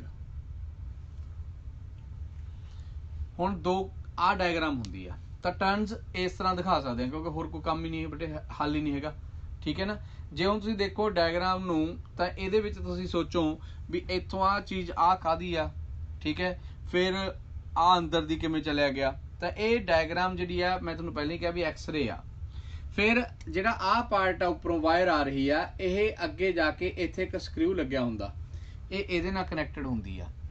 ਜਿਹੜਾ ਆਹ ਸਪਰਿੰਗ ਆ ਇਹ ਅੰਦਰ ਦੀ ਜਾ ਕੇ ਇੱਥੇ ਦੂਜਾ ਐਂਡ ਹੁੰਦਾ ਸਕਰੂ। ਕਿਉਂਕਿ ਜੇ ਹੁਣ ਤੁਸੀਂ ਜੇ ਦੇਖਿਆ ਹੋਊਗਾ ਲੈਬ ਦੇ ਵਿੱਚ ਗਲਵੈਨੋਮੀਟਰ, ਦੇਖਿਆ ਨਹੀਂ ਹੋਣਾ ਹਨਾ, ਪਰ ਮੇਰੇ ਖਿਆਲ ਸ਼ੁਰੂ ਨਹੀਂ ਹੋਈ ਐਤਕੀ ਨਾ ਤੁਹਾਡੀ ਲੈਬ, ਤਾਂ ਲੈਬ ਨਹੀਂ ਸ਼ੁਰੂ ਹੋਈ ਤੁਹਾਡੀ ਤਾਂ। ਓਕੇ, ਤੁਸੀਂ ਨਾ ਕੰਮ ਕਰਿਓ, ਗੂਗਲ ਤੇ ਜਾ ਕੇ ਗਲਵੈਨੋਮੀਟਰ ਨੂੰ ਤੁਸੀਂ ਸਰਚ ਕਰ ਲਿਓ। ਗਲਵੈਨੋਮੀਟਰ ਦੀ ਜਿਹੜੀ ਐਕਚੁਅਲ ਪਿਕਚਰ ਆ, ਬਲੈਕ ਕਲਰ ਦਾ ਹੁੰਦਾ ਹੈਗਾ, ਉਹਦੇ ਦੋ ਉੱਪਰ ਨਾ ਦੋ ਸਕਰੂ ਲੱਗੇ ਹੋਣਗੇ, ਇੱਕ ਇੱਧਰ ਇੱਕ ਇੱਧਰ। ਉਹਨਾਂ ਨੂੰ ਖੋਲ ਕੇ ਆਏ ਉੱਪਰੋਂ ਤੇ ਉਹਦੇ ਵਿੱਚ ਤਾਰ ਫਿੱਟ ਕਰਨੀ ਹੁੰਦੀ ਐ, ਫਿਰ ਉਹਨੂੰ ਕੱਸ ਦੇਣਾ ਹੁੰਦਾ ਐਂ ਦੂਜੇ ਪਾਸੇ। ਤਾਂ ਆ ਕਨੈਕਸ਼ਨ ਦੇਣ ਵਾਲੇ ਦੋ ਟਰਮੀਨਲ ਨੇ, ਤਾਂ ਉਹ ਦੋ ਟਰਮੀਨਲ ਜਿਹੜੇ ਕਨੈਕਸ਼ਨ ਦੇਣ ਵਾਲੇ ਨੇ, ਉਹਨਾਂ ਚੋਂ ਇੱਕ ਕਨੈਕਸ਼ਨ ਇਹਦੇ ਨਾਲ ਲੱਗਿਆ ਇੱਧਰਲਾ ਐਂਡ, ਤੇ ਦੂਜਾ ਐਂਡ ਜਿਹੜਾ ਇਸ ਕੋਇਲ ਦਾ ਘੁੰਮ ਕੇ, ਠੀਕ ਹੈ, ਇੱਧਰ ਦੀ ਜਾ ਕੇ ਇੱਧਰ ਲੱਗਿਆ ਹੁੰਦਾ। ਠੀਕ ਹੈ, ਤਾਂ ਹੁਣ ਜਦੋਂ ਸਰਕਿਟ ਇਹ ਬਣੂਗਾ, ਆਨ ਹੋਊਗਾ, ਯਾਨੀ ਕਿ ਜਦੋਂ ਤੁਸੀਂ ਇਹਨੂੰ ਇਹਨਾਂ ਦੋਨੋਂ ਐਂਡ ਦੇ ਨਾਲ ਉਹ ਜਿਹਦਾ ਤੁਸੀਂ ਕਰੰਟ ਡਿਟੈਕਟ ਕਰਨਾ, ਤੁਸੀਂ ਉਹਨੂੰ ਜੋੜੋਗੇ ਤਾਂ ਉਹ ਕਰੰਟ ਇੱਥੋਂ ਦੀ ਕੋਇਲ 'ਚ ਭੇਜੂਗਾ ਐਂ, ਤਾਂ ਕਰੰਟ ਇੱਧਰ ਨੂੰ ਜਾਊਗਾ ਐਂ। ਠੀਕ ਹੈ, ਤਾਂ ਜਿਹੜੀ ਹੁਣ ਆਪਾਂ ਦੇਖੋ, ਯਾਦ ਕਰੋ ਆਪਾਂ ਹੁਣੀ ਡਾਇਗਰਾਮ ਬਣਾਈ ਸੀ, ਉਹਦੇ 'ਚ ਕਰੰਟ ਥੱਲੇ ਨੂੰ ਜਾਂਦਾ ਸੀ, ਐਂ ਘੁੰਮਦਾ ਸੀਗਾ। ਮਤਲਬ ਤੁਹਾਡੀ ਅਕੋਰਡਿੰਗ ਜਿਹੜੀ ਡਾਇਗਰਾਮ ਬਣੀ ਸੀਗੀ, ਤਾਂ ਯਾਦ ਕਰੋ ਉਹ 'ਚ ਕਰੰਟ ਐਂਟੀ ਕਲੌਕਵਾਈਜ਼ ਸੀਗਾ, ਤਾਂ ਉਵੇਂ ਹੀ ਕਰੰਟ ਇਹ 'ਚੋਂ ਐਂ ਚੱਲੂਗਾ ਐਂਟੀ ਕਲੌਕਵਾਈਜ਼। ਤਾਂ ਐਂਟੀ ਕਲੌਕਵਾਈਜ਼ ਹੋਣ ਕਰਕੇ ਕੋਇਲ ਕਿੱਧਰ ਨੂੰ ਘੁੰਮੂਗੀ, ਦੇਖੋ ਐਂ। ਠੀਕ ਹੈ, ਤਾਂ ਅਗਲੀ ਗੱਲ ਕੰਸਟਰਕਸ਼ਨ 'ਚ ਅਗਲਾ ਪਾਰਟ ਹੈਗਾ ਇਹਦਾ ਸਪਰਿੰਗ। ਹੁਣ ਇਹ ਸਪਰਿੰਗ ਕਿਉਂ ਲਗਾਇਆ ਗਿਆ? ਸਪਰਿੰਗ ਜਦੋਂ ਕੋਇਲ ਘੁੰਮੂਗੀ ਐਂ, ਠੀਕ ਹੈ, ਤਾਂ ਉਹਨੇ ਵਾਪਸ ਵੀ ਆਉਣਾ। ਜੇ ਉਹ ਵਾਪਸ ਨਹੀਂ ਆਊਗੀ ਤਾਂ ਇਹਦਾ ਮਤਲਬ ਇੱਕ ਡਿਫਲੈਕਸ਼ਨ ਹੋਗੀ, ਯਾਨੀ ਕਿ ਇੱਕ ਸਾਈਡ ਤੇ ਨੀਡਲ ਘੁੰਮ ਜੂਗੀ, ਉਹ ਤੋਂ ਬਾਅਦ ਚੋਂ ਉਹ ਉੱਥੇ ਖੜ ਜੂ। ਕਿਉਂਕਿ ਆਪਾਂ ਟਰਨ ਨੂੰ ਜੇ ਘੁਮਾ ਰਹੇ ਆ ਕੋਇਲ ਨੂੰ, ਆਪਾਂ ਚਾਹੁੰਦੇ ਆ ਵੀ ਉਹ ਵਾਪਸ ਵੀ ਆ ਕੇ ਦੁਬਾਰਾ ਹੋਰ ਕੰਮ ਆ ਸਕੇ, ਇਹ ਨਹੀਂ ਹੈਗਾ ਵੀ ਆਪਾਂ ਵਨ ਟਾਈਮ ਯੂਜ਼ ਕਰਨਾ ਉਹਨੂੰ। ਤਾਂ ਜਿਹੜਾ ਸਪਰਿੰਗ ਆ ਇਹ ਕੀ ਕਰਦਾ, ਜਦੋਂ ਕੋਇਲ ਐਂ ਘੁੰਮ ਜਾਂਦੀ ਆ ਤਾਂ ਉਹ ਤੇ ਐਂ ਕਹਿ ਲਓ ਦੇਸੀ ਲੈਂਗੁਏਜ 'ਚ, ਉਹ ਤੇ ਬਟਾ ਆ ਜਾਂਦਾ ਗਾ। ਠੀਕ ਹੈ, ਟੋਰਸ਼ਨ ਆ ਜਾਂਦੀ ਆ। ਤਾਂ ਜਦੋਂ ਉਹ ਤੁਸੀਂ ਕਰੰਟ ਛੱਡ ਦੋਗੇ, ਤੁਸੀਂ ਇੱਥੋਂ ਸਰਕਿਟ ਬੰਦ ਕਰਤਾ, ਤੁਸੀਂ ਮਤਲਬ ਉਹਦੇ ਨਾਲ ਡਿਟੈਕਟ ਕਰ ਲਿਆ ਵੀ ਹਾਂ ਓਕੇ, ਉਹਨੇ ਦੱਸਤਾ ਨੀਡਲ ਨੇ ਵੀ ਕਰੰਟ ਹੈਗਾ, ਤਾਂ ਨੀਡਲ ਇੱਧਰ ਚਲੀ ਗਈ ਘੁੰਮ ਕੇ ਇਹ ਕੋਇਲ ਕਰਕੇ। ਜਦੋਂ ਹੁਣ ਉਹ ਨੀਡਲ ਵਾਪਸ ਵੀ ਲੈ ਕੇ ਆਉਣੀ ਆ, ਤਾਂ ਜਿਹੜੀ ਆ ਕੋਇਲ ਦੇ ਅੰਦਰ ਲੱਗਿਆ ਹੋਇਆ ਸਪਰਿੰਗ ਆ, ਇਹ ਉਹਨੂੰ ਜੇ ਉਹ ਐਂ ਘੁੰਮੀ ਆ ਪਹਿਲਾਂ, ਤਾਂ ਇਹਨੂੰ ਵਾਪਸ ਘੁਮਾ ਦੂਗਾ। ਕਿਉਂਕਿ ਸਪਰਿੰਗ ਦਾ ਕੰਮ ਕੀ ਆ, ਸਪਰਿੰਗ ਦੇ ਅੰਦਰ ਟੋਰਸ਼ਨ ਹੁੰਦੀ ਆ, ਤਾਂ ਉਹ ਸਪਰਿੰਗ ਜਦੋਂ ਵਟਾ ਖਾਊਗਾ ਤਾਂ ਉਹ ਵਾਪਸ ਲੈ ਕੇ ਆਊ ਉਹਨੂੰ। ਤਾਂ ਇਸ ਕਰਕੇ ਸਪਰਿੰਗ ਦੀ ਇੰਪੋਰਟੈਂਸ ਇਸ ਕੋਇਲ ਦੇ ਮੂਵਿੰਗ ਕੋਇਲ ਗਲਵੈਨੋਮੀਟਰ 'ਚ ਸਿਰਫ ਇਹੀ ਆ ਵੀ ਉਹ ਕੋਇਲ ਨੂੰ ਆਪਣੀ ਪਹਿਲਾਂ ਵਾਲੀ ਪੋਜੀਸ਼ਨ 'ਚ ਵਾਪਸ ਲੈ ਕੇ ਆਉਣ 'ਚ ਹੈਲਪ ਕਰਦਾ ਗਾ। ਠੀਕ ਹੈ, ਤਾਂ ਪਹਿਲੀ ਗੱਲ, ਜਦੋਂ ਕਰੰਟ ਆਇਆ ਤਾਂ ਕੋਇਲ ਘੁੰਮੂਗੀ। ਠੀਕ ਹੈ, ਕੋਇਲ ਇਸ ਤਰ੍ਹਾਂ ਘੁੰਮੂਗੀ, ਸਪਰਿੰਗ ਉਹਨੂੰ ਵਾਪਸ ਲੈ ਕੇ ਆਊ, ਬਸ ਇੰਨਾ ਕੰਮ ਆ। ठीक है। तो जी रही गल हुण इहदे विचों अगला पार्ट जिहड़ा इहदा ਉਹ ਹੈਗਾ ਗਾ ਵੀ ਇਹ ਕਰंट ਕਿਵੇਂ डिटेक्ट करता, that is the question now. तो ਆਪਾਂ ऑलरेडी स्क्रीन शॉट लो बेटे एक मिनट ਲਈ।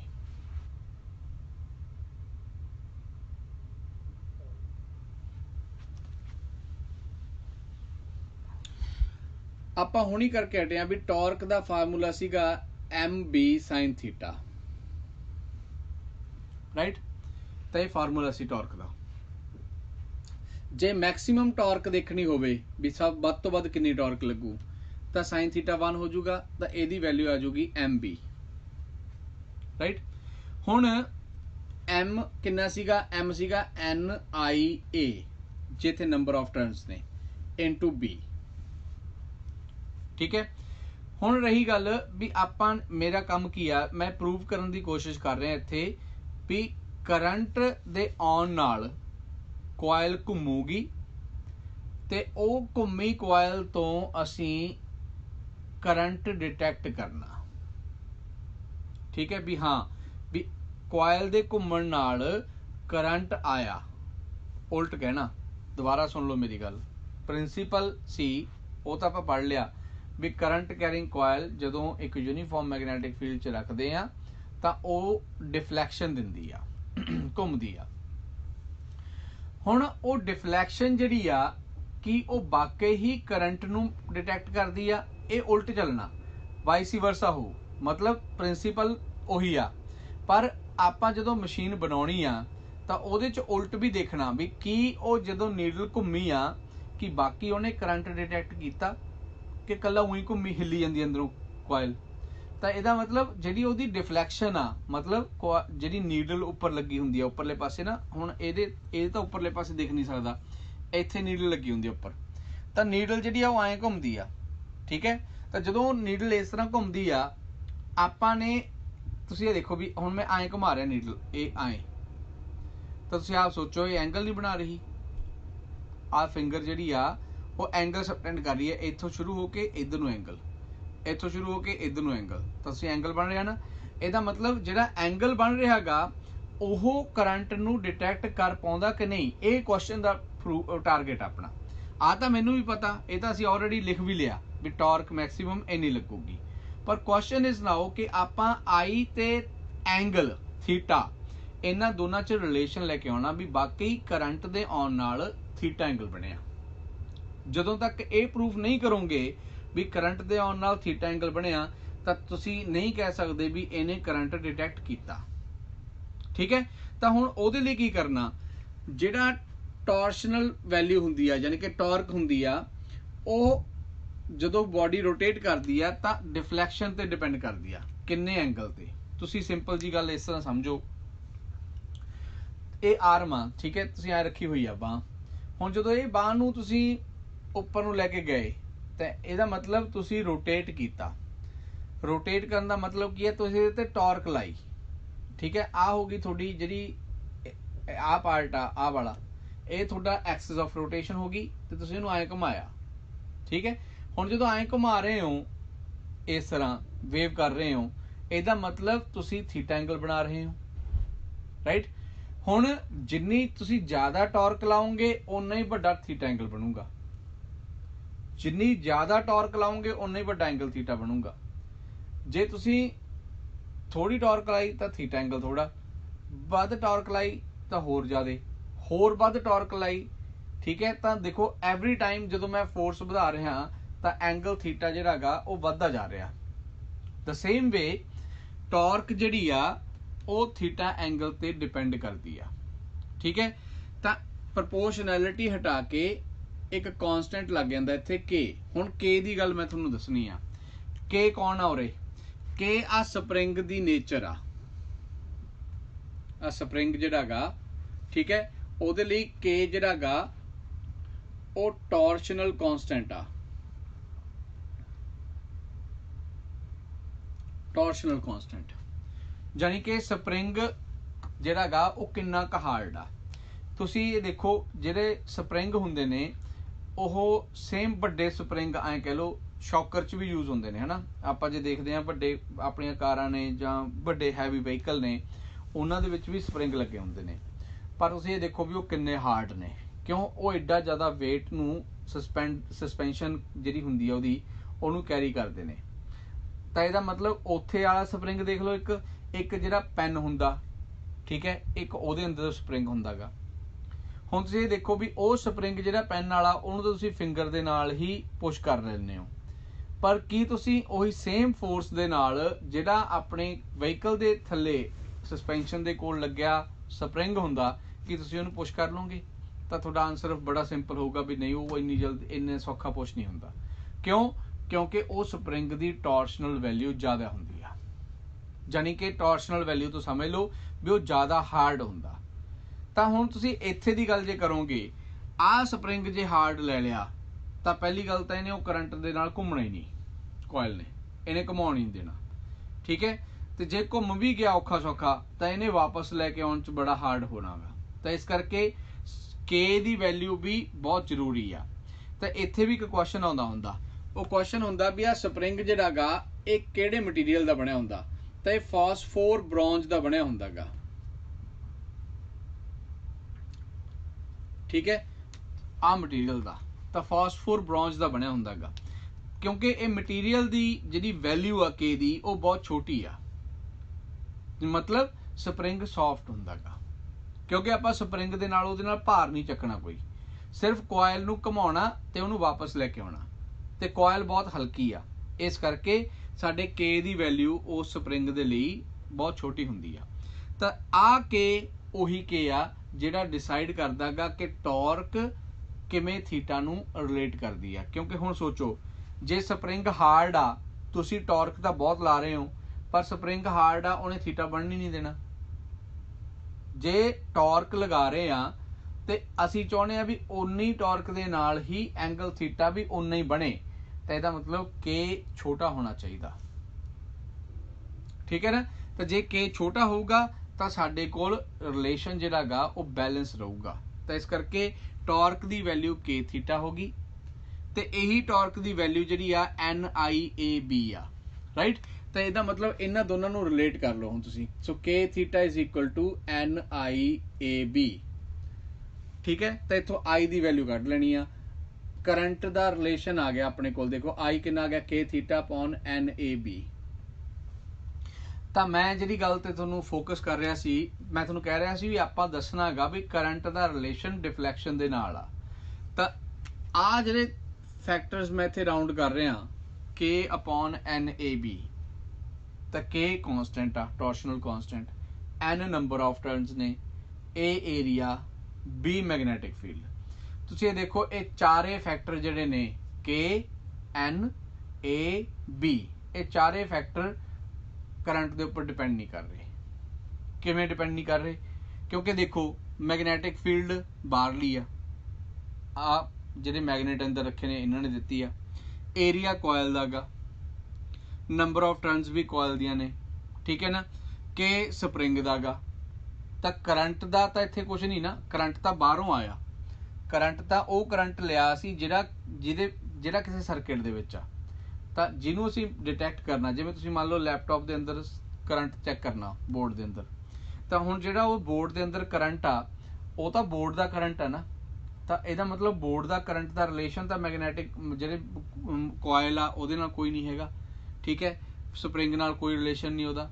ਜਿਹੜੀ ਤੁਹਾਡੇ ਕੋਲ ਗਲਵੈਨੋਮੀਟਰ ਆ ਉਹਦੇ ਮੈਗਨੇਟ ਨਾਲ ਕੋਈ ਰਿਲੇਸ਼ਨ ਨਹੀਂ। ਇਸ ਕਰਕੇ ਆ ਤਾਂ ਚਾਰੇ ਫੈਕਟਰ ਕਾਂਸਟੈਂਟ ਹੋ ਗਏ। ਤਾਂ I ਇਜ਼ ਇਕੁਅਲ ਟੂ ਆ ਜਿਹੜੇ ਚਾਰੋਂ ਕਾਂਸਟੈਂਟ ਨੇ ਇਹਨੂੰ G ਨਾਲ ਰਿਪਰੈਜ਼ੈਂਟ ਕਰ ਦਿੰਦੇ ਹੁੰਦੇ ਨੇ, G ਗਲਵੈਨੋਮੀਟਰ ਕਾਂਸਟੈਂਟ। ਤਾਂ ਜੇ I the value G theta, ਤਾਂ ਇਹਦਾ ਮਤਲਬ G ਨੂੰ ਜੇ ਪ੍ਰਪੋਰਸ਼ਨੈਲਿਟੀ 'ਚ ਲੈ ਕੇ ਆਉਂਗੇ, ਯਾਨੀ ਕਿ ਕਾਂਸਟੈਂਟ ਨੂੰ ਹਟਾ ਕੇ, ਠੀਕ ਹੈ, ਕਾਂਸਟੈਂਟ ਨੂੰ ਹਟਾ ਕੇ ਤੁਸੀਂ ਪ੍ਰਪੋਰਸ਼ਨੈਲਿਟੀ ਲੈ ਕੇ ਆਉਣੀ ਆ, ਤਾਂ ਤੁਸੀਂ ਪ੍ਰਪੋਰਸ਼ਨੈਲਿਟੀ 'ਚ I ਲਿਖੋਗੇ ਨਾ ਬਈ I ਡਾਇਰੈਕਟਲੀ ਪ੍ਰਪੋਰਸ਼ਨਲ ਟੂ ਥੀਟਾ। ਸੋ ਇਹੀ ਟਾਰਗੇਟ ਸੀ ਸਾਡਾ ਵੀ ਕਰੰਟ ਥੀਟਾ ਦੇ ਨਾਲ ਡਿਟੈਕਟ ਹੋ ਜਾਂਦਾ। ਤਾਂ ਜਿੰਨਾ ਜ਼ਿਆਦਾ ਕਰੰਟ ਹੋਊਗਾ ਉਨਾ ਹੀ ਜ਼ਿਆਦਾ ਥੀਟਾ ਹੋਊਗਾ। ਇਹਦਾ ਮਤਲਬ ਇਹ ਗੱਲ ਕਲੀਅਰ ਹੋ ਗਈ ਵੀ ਜਿੰਨੀ ਜ਼ਿਆਦਾ ਨੀਡਲ ਘੁੰਮੂਗੀ ਸਾਨੂੰ ਪਤਾ ਲੱਗ ਜਾਊਗਾ ਵੀ ਉਨਾ ਹੀ ਜ਼ਿਆਦਾ ਕਰੰਟ ਉਹਦੇ ਵਿੱਚ ਪਾਸ ਕੀਤਾ, ਠੀਕ ਹੈ। ਤਾਂ ਆਹ ਸਟੋਰੀ ਸੀ ਜੀ मूविंग कॉइल गैल्वेनोमीटर की। जे कोई भी तुहानू डाउट है किसी पार्ट ते तो प्लीज़ बेफिक्र होकर मैनू दस दो, ठीक है, मैं तुहानू दस दूँ, समझा दूंगा भी की आ। तुसीं स्क्रीनशॉट लै लो नाले। Okay good, very good, thank you बेटे।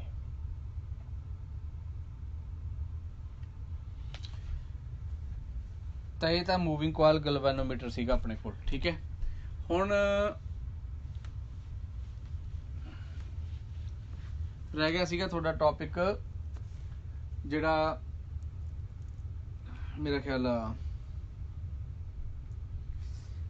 किहड़े किहड़े रह गए टॉपिक। एक तुसीं क्या सीगा वोल्ट मीटर च कन्वर्ट करना है ना गैल्वेनोमीटर नूं, यही टॉपिक अगला कि होर कोई रहिंदा।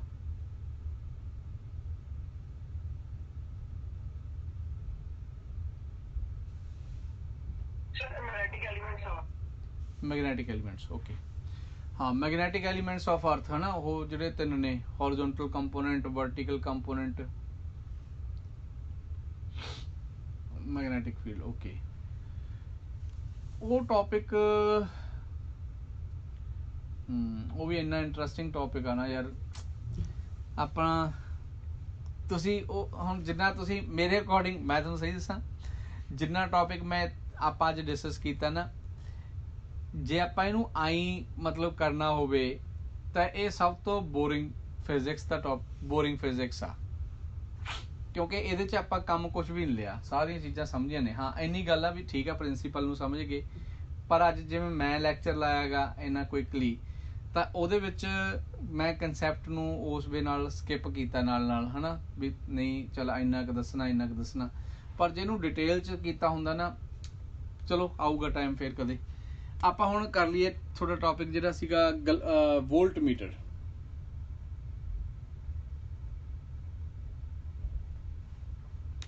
वोल्ट मीटर का काम की हुंदा गा, वोल्ट मीटर मैजर करदा गा वोल्टेज नूं, पोटेंशियल नूं, ठीक है। हुण ये गल याद रखनी है भी पोटेंशियल जिहड़ा गा उहनूं मैजर करन लई पहली गल रूल आ, रजिस्टेंस हाई होनी चाहिदी आ, ठीक है। वोल्टेज जिहड़ी आ ਉਹ ਉਹਦੇ ਕੋਲ ਹੀ ਆਊਗੀ ਜਿੱਥੇ ਰजिस्टेंस ਹਾਈ ਆ। मैं तुहानूं एग्जांपल दिना ਇਹਦੀ, क्योंकि नॉलेज जरूरी है ना। माड़ी जी थोड़ी जी गल दसूंगा। आपां घरां दे विच जदों भी किते कोई हाई वोल्टेज वाली चीज़ ऑन करते हैं, हुण चांस थोड़े जे घट जांदे ने, क्योंकि इस टाइम की हैगा हुण ज़्यादा इंप्रूवमेंट हो गई सर्किटिंग दे विच। पर पहला की हुंदा हुंदा सी, शायद तुसीं भी कदे नोट कीता होवे, लाइट जिहड़ी आ वो डिम हो जाती सीगी, जां कह लो लाइट जिहड़ी आ, ਹਾਂਜੀ ਸਰ ਕੁੰਡੀ ਬਦਲਦੇ ਸੀਗੇ। आए हाय गल ते तां तूं आ ही गया, सही गल आ। तां लाइट डिम हो जाती सी, है ना। ਇਹਦਾ मतलब ਇਹ ਸੀਗਾ ਵੀ ਤੁਸੀਂ ਜਿਹੜਾ ਸੋਰਸ ਲਾਇਆ, ਤਾਂ ਜਿਹੜਾ ਸੋਰਸ ਤੁਸੀਂ ਲਾਇਆਗਾ, ठीक है, ਇਹਦਾ मतलब क्लीयर ਸੀਗਾ ਵੀ ਉਹ ਜ਼ਿਆਦਾ ਬਿੱਲ ਲੈ ਕੇ ਆਉਂਦਾ। ਮੈਂ ਗੱਲ ਤੇ ਆਉਣਾ ਤਾਂ ਇਹੀ ਸੀ, ਪਰ ਤੂੰ ਆਇਆ ਵੀ ਤੂੰ ਜਮੇ ਹੀ ਪਾਰ ਕਰਤੀ ਗੱਲ, ਜਮੇ ਠੀਕ ਕਰਤੀ ਗੱਲ, ठीक है ना। आई हुंदा ना, ਤਾਂ ਵੋਲਟੇਜ ਜਿਹੜੀ ਜਿੰਨੀ ਜ਼ਿਆਦਾ मतलब ਜਿੰਨੀ ਜ਼ਿਆਦਾ ਤੁਹਾਡੇ ਕੋਲ ਵੱਡੀ ਡਿਵਾਈਸ ਸੀ, ਠੀਕ ਹੈ, ਉਨੀ ਹੀ ਜ਼ਿਆਦਾ ਵੋਲਟੇਜ ਉਹ ਲੈਂਦਾ ਸੀ, ठीक है ना। ਜੇ ਆਪਾਂ ਐਂ ਕਹਿ ਲਓ ਵੀ ਹੁਣ ਘਰੇ ਮੰਨ ਲਓ ਆਪਾਂ ਹੀਟਰ ਲਾ ਲਿਆ, ਤਾਂ ਹੁਣ ਹੀਟਰ ਦਾ ਬਿੱਲ ਅਸੀਂ ਨਹੀਂ ਚਾਹੁੰਦੇ ਵੀ ਅਸੀਂ ਆਪਦੀ ਜੇਬ ਚੋਂ ਦਈਏ, ਹੈ ਨਾ। ਤਾਂ ਉਹ ਜਦੋਂ ਲਾਇਆ ਹੀਟਰ, ਤਾਂ ਉਹਨੇ ਨਾਲ ਦੀ ਨਾਲ ਖਿੱਚ ਲੈਣੀ ਆ, ਸਾਰੀ ਬਿਜਲੀ ਖਿੱਚ ਲੈਣੀ ਆ, ਆਈ ਹੁੰਦਾ ਸੀਗਾ। ਤਾਂ ਉਹੀ ਗੱਲ ਇੱਥੇ ਆ ਵੀ ਜੇ ਵੋਲਟ ਮੀਟਰ ਚਲਾਉਣਾ ਤਾਂ ਰजिस्टेंस ਨੂੰ ਹਾਈ ਰੱਖਣਾ ਪੈਣਾ, ਠੀਕ ਹੈ। ਤਾਂ ਜਿਹੜੀ ਉਹ ਰजिस्टेंस ਹਾਈ ਆ, ਬਸ ਹੁਣ ਤਾਂ ਕੁਝ ਵੀ ਨਹੀਂ ਰਿਹਾ ਕੰਮ ਵਿੱਚ। ਤਾਂ ਜਿਹੜਾ ਤੁਹਾਡਾ ਗਲਵੈਨੋਮੀਟਰ ਲੱਗਿਆ, ਆਹ ਗਲਵੈਨੋਮੀਟਰ ਹੋ ਗਿਆ, ਠੀਕ ਹੈ, ਇਹਦੀ ਰजिस्टेंस, ਇਹਨੂੰ ਆਪਾਂ ਸੀਰੀਜ਼ ਦੇ ਵਿੱਚ ਲਗਾ ਦੇਣਾ ਰजिस्टेंस ਦੇ ਨਾਲ। ਤਾਂ ਜਿਹੜੀ ਇਹ ਡਿਵਾਈਸ ਬਣੂਗੀ ਉਹਨੂੰ ਅਸੀਂ ਵੋਲਟ ਮੀਟਰ ਕਹਿੰਦੇ ਆ। So whenever a galvanometer is connected in series with the resistance, ठीक है, ਤਾਂ ਉਹ ਮਿਲ ਕੇ ਵੋਲਟਮੀਟਰ ਬਣ ਜਾਂਦਾ। ਸੀਰੀਜ਼ 'ਚ ਲਗਾਉਣ ਦਾ ਕਾਰਨ ਕੀ ਸੀਗਾ, ਮੈਂ ਹੁਣੀ ਤੁਹਾਨੂੰ ਦੱਸ ਕੇ ਹਟਿਆ ਸੀ ਵੀ ਰੈਜ਼ਿਸਟੈਂਸ ਨੂੰ ਹਾਈ ਕਰਨਾ, ਠੀਕ ਹੈ ਨਾ। ਤਾਂ ਜਿਹੜੀ ਰੈਜ਼ਿਸਟੈਂਸ ਆ ਉਹ ਹਾਈ ਕਦੋਂ ਹੋਊਗੀ, ਜਦੋਂ ਸੀਰੀਜ਼ 'ਚ ਲੱਗੀ ਆ। ਲੋ ਕਦੋਂ ਹੁੰਦੀ ਹੈ ਰੈਜ਼ਿਸਟੈਂਸ, ਜਦੋਂ ਪੈਰਲਲ 'ਚ ਹੁੰਦਾ ਕੰਬੀਨੇਸ਼ਨ। ਤਾਂ ਹਾਈ ਕਰਨ ਦੇ ਲਈ ਆਪਾਂ ਉਹਨੂੰ ਸੀਰੀਜ਼ 'ਚ ਲਗਾਇਆ। ਹੁਣ ਇਧਰੋਂ ਜਿਹੜਾ ਕਰੰਟ ਇਹ 'ਚ ਐਂਟਰ ਕੀਤਾ ਉਹ ਵੀ IG ਆ, ठीक है। मान लो ये ਜਿਹੜਾ ਵੋਲਟਮੀਟਰ ਆ ਉਹ V ਵੋਲਟੇਜ ਮੈਜ਼ਰ ਕਰਦਾ, ਤਾਂ ਵੋਲਟ ਓਮਸ ਲਾ ਅਪਲਾਈ ਕਰ ਦੋ। ਤਾਂ ਵੋਲਟਮੀਟਰ ਕਿਹਦੇ ਵੋਲਟੇਜ ਕਿਹਦੇ ਬਰਾਬਰ ਹੁੰਦੀ ਆ, ਕਰੰਟ ਇਨਟੂ ਰੈਜ਼ਿਸਟੈਂਸ। ਤਾਂ ਇੱਥੇ ਰੈਜ਼ਿਸਟੈਂਸ ਕੌਣ ਆ, G+R, ਕਿਉਂਕਿ ਸੀਰੀਜ਼ ਆ। ਤਾਂ ਕਰੰਟ ਦੀ ਵੈਲਿਊ ਆ ਗਈ ਇੱਥੋਂ ਆਪਣੇ ਕੋਲ V/G+R, ਠੀਕ ਹੈ। ਪਰ ਆਪਾਂ ਨੇ ਤਾਂ R ਕੱਢਣੀ ਆ, ਕਿਉਂਕਿ ਅਸੀਂ ਦੇਖਣਾਗਾ ਵੀ R ਦੀ ਵੈਲਿਊ ਕਿੰਨੀ ਆ, ठीक है। तो R की वैल्यू कितनी है ਆਪਾਂ ਉਹ ਲੱਭਣੀ ਆ। ਤਾਂ ਇਹਦਾ ਮਤਲਬ G+R is equal to V/IG, right. तो R की वैल्यू कितनी आ गई अपने को, V/IG - G। सो आ रजिस्टेंस सानू चाहिए आ। So that is the amount of resistance ਜਿਹੜੀ ਉਸ ਗਲਵੈਨੋਮੀਟਰ ਦੇ ਨਾਲ ਸੀਰੀਜ਼ 'ਚ ਲੱਗੂਗੀ ਤਾਂ ਕਿ ਉਹ 20 ਵੋਲਟ ਪੋਟੈਂਸ਼ੀਅਲ ਨੂੰ ਮੈਜ਼ਰ ਕਰ ਸਕੇ, ठीक है। ਹੁਣ ਇਹਦੇ ਵਿੱਚ ਨਾ ਇੱਕ ਗੱਲ ਹੋਰ ਆ, ਮੇਰਾ ਖਿਆਲ ਉਹ ਮੈਂ ਤੁਹਾਨੂੰ ਕੁਐਸਚਨ ਦੇ ਦੂੰ, ਭੇਜ ਦੂੰਗਾ, ਉਹ ਵੀ ਹੈਗੀ ਆ ਮੇਰੇ ਕੋਲ ਫੋਟੋ, ਮੈਂ ਉਹ ਤੁਹਾਨੂੰ ਦਊਂਗਾ, ਭੇਜੂੰਗਾ ਕੁਐਸਚਨ ਨੇ ਉਹ ਗਲਵੈਨੋਮੀਟਰ ਦੇ ਵਿੱਚ ਬਣਾਏ ਹੋਏ ਵੀ ਵੋਲਟਮੀਟਰ ਨੂੰ ਜਦੋਂ ਆਪਾਂ ਕਨੈਕਟ ਕਰਦੇ ਆ, ਠੀਕ ਹੈ ਨਾ, ਤਾਂ ਉਸ ਟਾਈਮ ਕਿਹੜੇ ਕਿਹੜੇ ਫੈਕਟਰਸ ਦਾ ਖਿਆਲ ਰੱਖਿਆ ਜਾਂਦਾ ਹੈਗਾ। ਉਹ ਛੋਟਾ ਜਿਹਾ ਕੰਮ ਹੀ ਆ, ਉਹ ਤਾਂ ਈਜ਼ੀ ਹੋ ਜਾਊਗਾ। ਜਿਹੜਾ ਮੈਗਨੈਟਿਕ ਐਲੀਮੈਂਟਸ ਆਫ ਅਰਥ ਹੈਗਾ, मैगनैटिक एलीमेंट्स ऑफ अर्थ, ਹੁਣ ਆਪਾਂ ਉਹ ਟੌਪਿਕ ਦੀ ਗੱਲ ਕਰਨੀ ਹੈ। ਮੈਗਨੈਟਿਕ ਐਲੀਮੈਂਟਸ ਆਫ ਅਰਥ ਯਾਰ ਬੜਾ ਇੰਟਰਸਟਿੰਗ ਟੌਪਿਕ ਸੀਗਾ। ਤੁਸੀਂ ਇੱਕ ਕੰਮ ਕਰੋ, ਮੈਂ ਤੁਹਾਨੂੰ ਦੱਸਦਾ, ਤੁਸੀਂ ਐਂ ਦੱਸੋ ਮੈਨੂੰ, ਤੁਹਾਡੇ ਕੋਲ ਕੱਲ ਸ਼ਾਮ ਤੱਕ ਦਾ ਟਾਈਮ ਹੈਗਾ, ਕੱਲ ਦੀ ਕਲਾਸ ਕਿ ਕੱਲ ਨੂੰ ਹੀ ਹੈ ਪੇਪਰ ਤੁਹਾਡਾ, ਪਰਸੋਂ ਨੂੰ ਪੇਪਰ ਆ। ਤੁਸੀਂ ਕੰਮ ਕਰੋ ਬੇਟੇ, ਮੈਂ ਤੁਹਾਨੂੰ ਦੱਸਦਾ, ਮੈਂ ਇਹਨਾਂ ਨਾਲੇ ਤਾਂ ਤੁਹਾਡੇ ਲਈ ਉਹ ਨੋਟਸ ਮੰਗਾ ਲੈਣਾ, ਠੀਕ ਹੈ ਨਾ, ਮੈਗਨੈਟਿਕ ਐਲੀਮੈਂਟਸ ਆਫ ਅਰਥ ਦੇ ਨਾਲ ਹੋਰ ਮੈਂ ਨਾ ਉਹਦੇ 'ਚ ਕਿਉਂਕਿ ਮੈਗਨੈਟਿਕ ਐਲੀਮੈਂਟਸ ਆਫ ਅਰਥ ਦੇ ਬਾਰੇ ਇੰਨਾ ਟੌਪਿਕ ਨਹੀਂ ਆਉਣਾ ਹੈਗਾ ਗਾ ਜਿੰਨਾ ਮੈਗਨੇਟਿਜ਼ਮ ਦੇ ਬਾਰੇ ਆਊਗਾ। ਮੈਗਨੇਟਿਜ਼ਮ ਦੇ ਵਿੱਚੋਂ ਜਿਵੇਂ ਮੰਨ ਲਓ ਉਹ ਜਿਵੇਂ ਆਪਾਂ ਕਹਿ ਲਓ ਸਸੈਪਟੇਬਿਲਿਟੀ ਦੀ ਵੈਲਿਊ ਨਹੀਂ ਹੁੰਦੀ ਹੈਗੀ ਗੀ, ਮੈਗਨੈਟਿਕ ਸਸੈਪਟੇਬਿਲਿਟੀ ਕਿਹਦੇ ਲਈ ਪੋਜ਼ਿਟਿਵ ਆ, ਫੈਰੋਮੈਗਨੇਟਿਜ਼ਮ, ਠੀਕ ਹੈ ਨਾ, ਪੈਰਾਮੈਗਨੇਟਿਜ਼ਮ, ਤੇ ਉਹਨਾਂ ਦੇ ਬਾਰੇ ਨਾ ਕੁਐਸਚਨ ਆ। ਕਿਵੇਂ ਕਿਵੇਂ, ਅੱਛਾ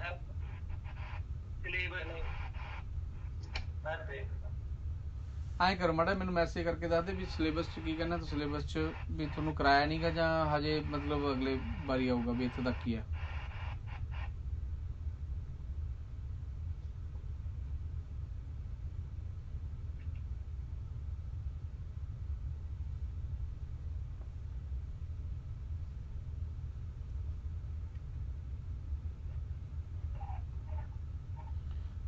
ਅੱਛਾ ਪੈਰਾ ਟੌਪਿਕ ਡਿਲੀਟ ਆ, ਓਕੇ।